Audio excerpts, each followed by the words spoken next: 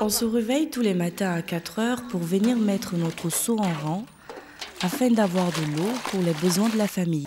L'eau devient de plus en plus rare dans cette partie de la ville. Quand nous étions jeunes, les champs de cette superficie donnaient 2 fois plus de grains que maintenant. La quantité d'eau qui tombe du ciel a diminué et cela a beaucoup joué sur nos récoltes et sur la qualité de la production. Il n'y a plus de poissons dans le fleuve, car pour que le poisson arrive jusqu'ici, il faut que l'eau rentre correctement jusqu'au niveau des maisons.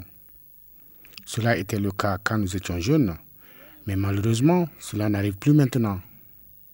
Maintenant, nous cherchons juste de quoi manger dans le fleuve. Les temps ont changé et l'eau devient rare en ces temps-ci. Le Sahel, décor familier au Mali, grands espaces, soleil cuisant à midi, crépuscule poussiéreux, épineux, sans ombre. Ensemble, la vie de combat où chaque jour gagné se gagne sur la rareté. Parmi ces raretés, l'eau. Élément vital à la vie, à la santé et à la dignité humaine, elle est aussi une ressource fondamentale au développement de l'être humain. Elle est ici, comme ailleurs, une ressource vitale, à la porte du désert comme au cœur des quartiers démunis des grandes villes. Comme dans toutes les situations difficiles en Afrique, la corvée d'eau repose surtout sur les épaules des femmes. Celles-ci consacrent à la corvée d'eau, selon les études les plus sérieuses, pas moins de 3 heures par jour en bien des endroits. Cela arrive souvent et même très souvent. Du cultivateur au pêcheur, en passant par la teinturière ou le jardinier, tous ont une hantise permanente où trouver l'eau pour les besoins du lendemain. Ces difficultés vont s'aggraver avec les changements climatiques, dont certains effets se font déjà sentir.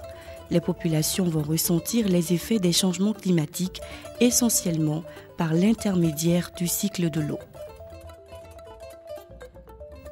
Aujourd'hui, l'eau douce représente seulement 2,5% du volume total d'eau présent sur la planète, les 97,5% restants étant constitués d'eau salée. L'eau douce disponible, rivières, lacs, zones humides, eaux souterraines, etc., représente seulement 30% du volume total d'eau douce de la planète. Les 70% restants sont indisponibles, enfermés sous forme de glaciers, glace et neige. Les eaux souterraines constituent 98,7% de l'eau douce disponible. Les enjeux de la gestion de l'eau sont importants. Ils se posent en termes sanitaires, alimentaires, économiques, financiers, environnementaux, politiques et géopolitiques.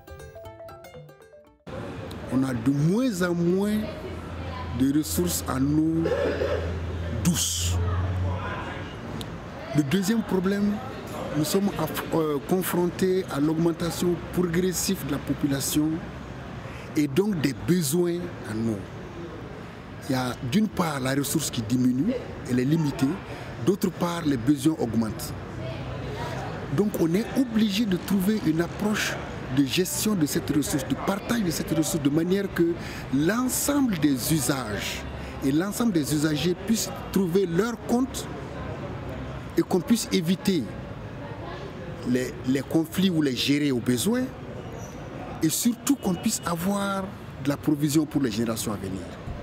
En effet, la gestion, l'exploitation et l'utilisation de l'eau ont fait traditionnellement l'objet d'une approche qui ne tient pas compte de la vulnérabilité de la ressource et qui s'est traduite par la présence de diverses institutions publiques et privées fonctionnant indépendamment les unes des autres.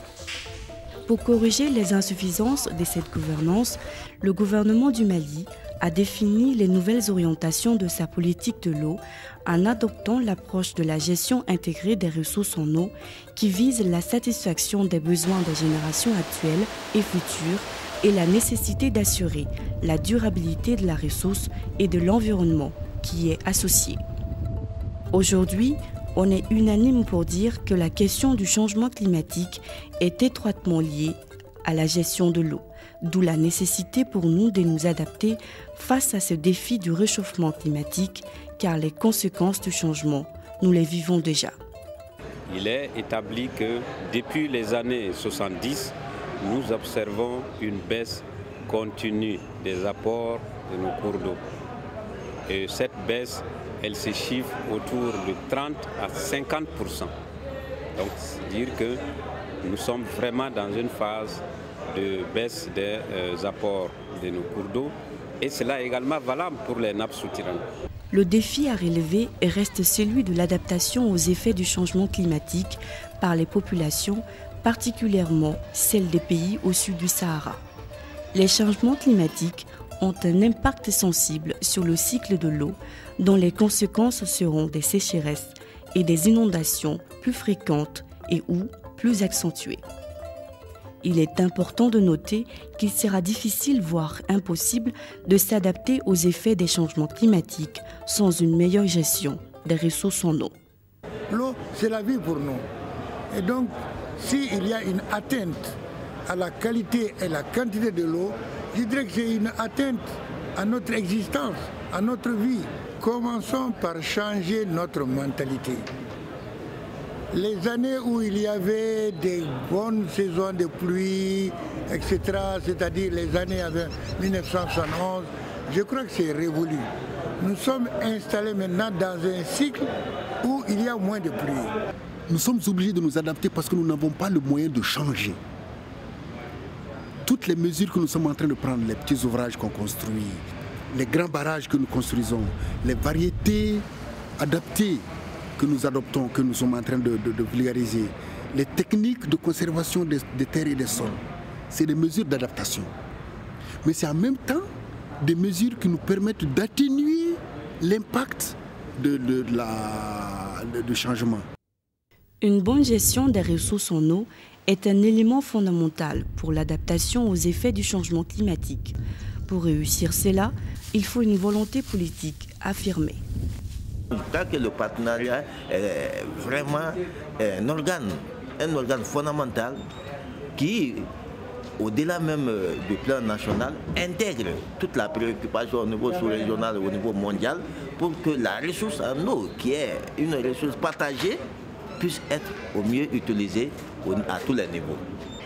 Nous espérons que nos décideurs auront bien compris et nos préoccupations, qu'ils les auront internalisées, qu'ils les auront validées et qu'ils vont défendre un peu la cause de l'eau dans le cadre des changements climatiques, cette grande conférence internationale sur l'eau qui est à Copenhague, de telle manière qu'on puisse avoir beaucoup plus d'investissement dans l'eau, faire en sorte qu'on suive beaucoup plus souvent les ressources en eau. C'est la meilleure façon de s'adapter. Deux rencontres tenues à Bamako au Mali, les 16 et 17 novembre pour la première et le 19 novembre 2009 pour la deuxième, avaient comme objectif de faire le lien entre le document national de gestion des ressources en eau et la stratégie nationale d'adaptation aux effets du changement climatique, mais aussi de faire prendre conscience aux décideurs politiques de l'importance de la gestion intégrée des ressources en eau dans le cadre de l'adaptation aux effets du changement climatique.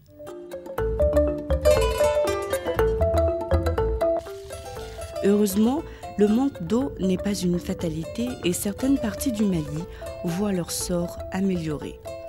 L'eau dans ces endroits n'est pas aussi courante que dans les grandes villes occidentales, mais les bousculades monstres et les longues files d'attente autour des puits et des canaux d'irrigation ne seront plus qu'un mauvais souvenir quand les uns et les autres auront compris que seule une bonne gestion de l'eau pourra soulager les peines et permettre à chacun et à tous d'en user sans porter préjudice à l'autre qui attend également son tour.